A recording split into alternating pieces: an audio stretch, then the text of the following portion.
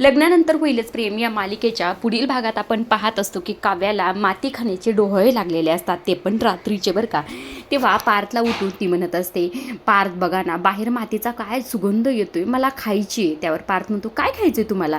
तेव्हा खरं काव्या म्हणत असते, मला माती खायची. असं म्हटल्यानंतर पार्थला तर धक्काच बसलेला असतो.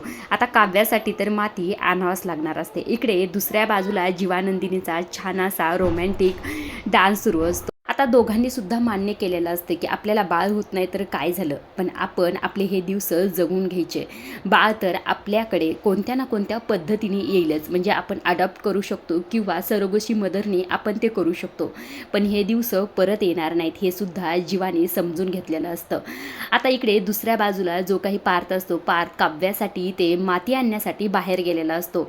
दबक्या पावल्याने आतमध्ये आला असतो. बाहेर पाऊस सुरू असतो, त्यामुळे ते पारचे चिखलाने पाय भरलेले असतात आणि तसेच पाय घेऊन तो घरात आलेला असतो. माननीला सुद्धा इथे जाग आलेली असते. माननी पाहते तर काय साऱ्या घरभर पाऊलच उमटलेलं आहेत. तिला कळत नसतं नेमका हा प्रकार तरी काय आहे. तेव्हा इथे पार्थ आणि काव्य आलेले असतात. तेव्हा इथे माननी पार्थवर फार चिडते, म्हणतात थांब तुला ह्या ताटानेच मारते. असं म्हटल्यानंतर काव्या आडवी आलेली असते आणि ताट उचलल्यानंतर त्या खालच्या ताटात दिसतं की माती. आता माननीने ती माती पाहिल्यानंतर माननी म्हणत असते, हे सर्व काय आहे, कुणी आणली ही माती? आता लगेच काव्याला काय बोलावं कळत नाही. काव्या पडदिशीने ते पार्थकडे बोट करत असते. पार्थकडे बोट केल्यानंतर पार्थ तर काव्याकडे पाहतच असतो. आजच्या पुरतं एवढंच. अशा डेली मालिकेच्या अपडेट जर तुम्हाला जाणून घ्यायला आवडत असतील तर आपल्या चॅनलला जरूर सबस्क्राईब करा आणि तोपर्यंत पाहत राहा लग्नानंतर होईलच प्रेम. धन्यवाद.